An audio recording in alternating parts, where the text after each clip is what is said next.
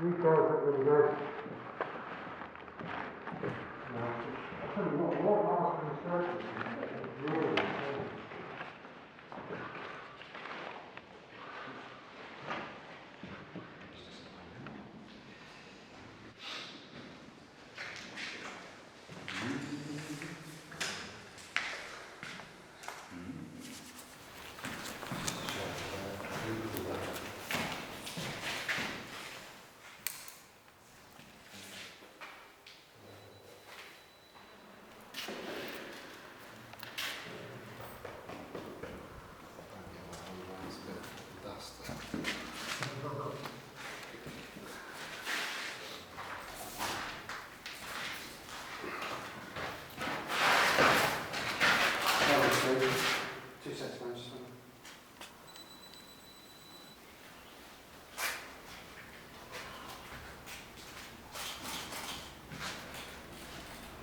Some people think we're mad. We say we're going on holiday and they're like, oh, where are you going? Spain, you know, France, or...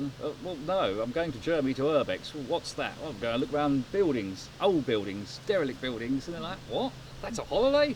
To me, this is brilliant. This is better than going to Barbados. Exactly, I'd much rather go and explore a building than go off to a sun-kissed island.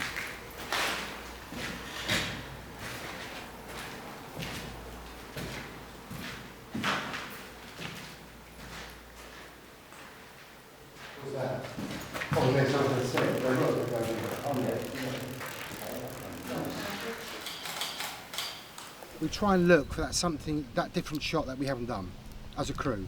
What else can we do? Yeah. What, you know, how can we add that other element? Another angle to it. Yeah. Yeah. And Steve, you know, he's the master of disguise when it comes to, you know, anything, as you can see by the face.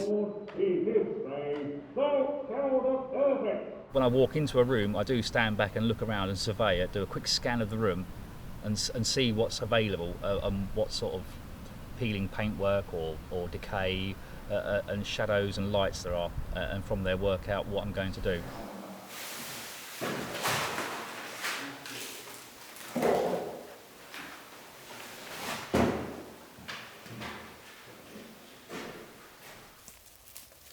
It is a military operation. You have to be very careful. You know, we have to get in there without being seen. We have to be very quiet. And that does take, yeah, you know, it takes a lot of skill. It does take a skill. lot of planning as well. There's Yeah. a lot of planning goes into it. It's not a case of just jump in the car, go find a derelict. There's a lot of forethought that goes into it. We always come well prepared as well. We carry first aid kits, radios, walkie-talkies. So it is. We do treat it seriously. I mean, yeah. we're not actually doing anything wrong at the moment. No. All it is at the moment is civil trespass. That's all. We're just on somebody's property. We shouldn't be there, and that's it. You know, it's no great drama because we're not doing any damage. There are people out there that do urbex, or they call it urbex, but what they're going for is literally to go vandalising, which is what we are dead against. It makes my blood boil. It really does. It's somebody's property. We respect it, regardless of whether they live there or not anymore. Leave it for the next person to photograph. Once you actually start to realise that, as you've seen, how dangerous these buildings are, and that one false step on a rotten beam or, you know, a rotten staircase, you know, that could be the end of your life. But you also have to think that that's part of the attraction. You know, it is dangerous. The excitement is a bit of danger. You don't know what you're going to see around the corner. So that there's a lot of mixed emotions when you go urbexing. One of them is obviously to be very, very careful, and you always have that inner feeling of, do I take that extra step just to get that shot?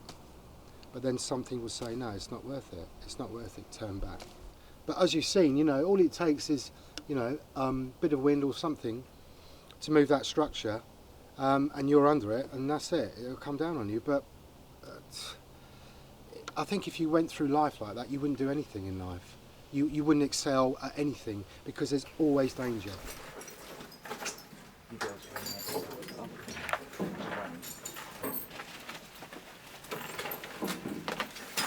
Once you've done one building, the buildings are fantastic, don't get me wrong. Decay is beautiful, but sometimes if you can walk into a building and it's empty, it's a plain, boring room, so you need to inject something into that. I've got so many props now at home of different uniforms, British, German, from the era. It's whenever I go to an explore, I try and take a different costume that will relate itself to the area we're going to. Where do you want the camera set up? Well, that end or this end, either end doesn't make no odds. Possibly this end. Set the cameras up there, along there, so you can get the whole. I'll stick my Eddie mask on. Everybody in the cinema in a minute. A rather bizarre cruise shot, but a cruise shot. Nice.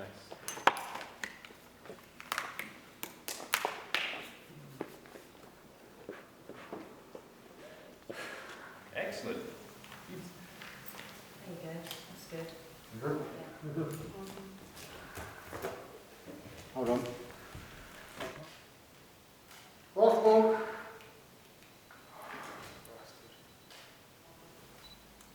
It adds a different element to urbexing than just taking a picture of an abandoned room. When you actually add people into it with props, it gives that extra dimension to the photograph. One more, 2 more, that's it. He knows me, by the way. Yo, Macca. Yo, Macca. I suffer from PTSD, and this is my way of actually expressing myself. This is why in my pictures I use a lot of blood, a lot of military costumes and military establishments.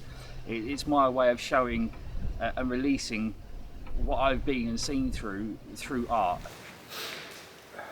PTSD is post-traumatic stress disorder. There was a time many years ago, just before the first Gulf War, that I was taken away. They basically asked for volunteers. The government asked for volunteers. I was in the army at the time and said, look, we're looking for a select few people to go off and be experimented on. Basically what they were doing were testing us with nerve agent poisoning tablets to see how they react on the person. And the after effects from that were pretty horrendous. Some people draw, some people paint. I can do neither, but I can take photographs. So I use urbex as art, and I express through my art what I'm feeling, what I've seen, what I've done.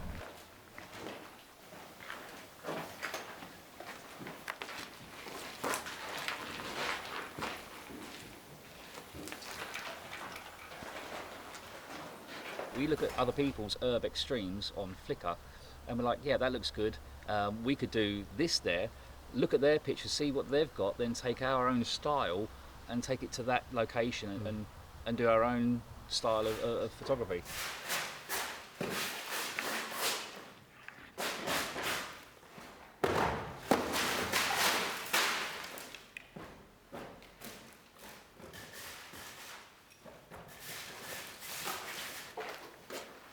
What we were always worried about is that if you expose it too much, that the law will change from a civil to a criminal, and that means that you will be caught. If you are caught, you will be face charged. Prosecution. Yeah. And that would put. I'm sure it wouldn't put hardcore urbexers off, but it would certainly make a lot of people think twice of actually coming into it, and we don't want that to happen. And once it's open to the wider public, then it becomes more commonplace. More people are going to these places and destroy them and take away the beauty of everything and just totally ruin it.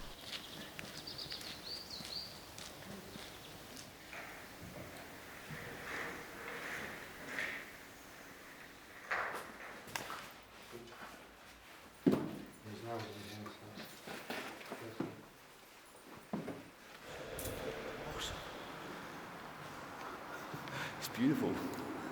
Well worth the climb.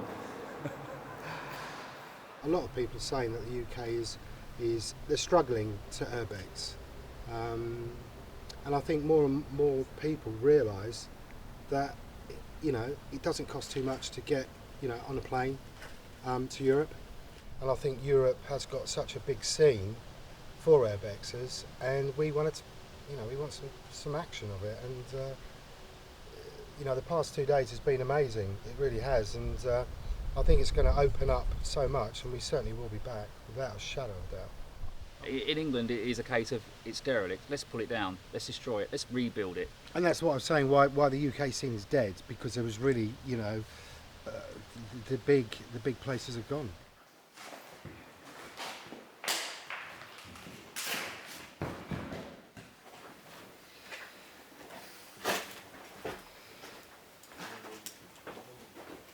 When we're together, we have good fun. That's the main part of this whole exercise. Is obviously it is the pictures, but it is fun. It's a fun element.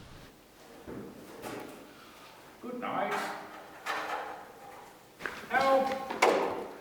Let me out! I don't want to be here. Let me out! I'm stuck! Yeah, that's cool. That's very cool. Cool. Yeah.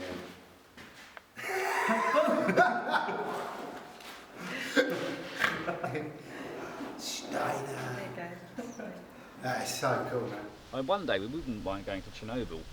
Yeah. To Chernobyl. Yeah, that'd be fantastic. Yeah. Yeah. Again, some people would say that's sick and you might get radiated and die or whatever. No. To us, that would be awesome. The whole town derelict. You could spend months there exploring. It's just fantastic. Yeah. This is a bit like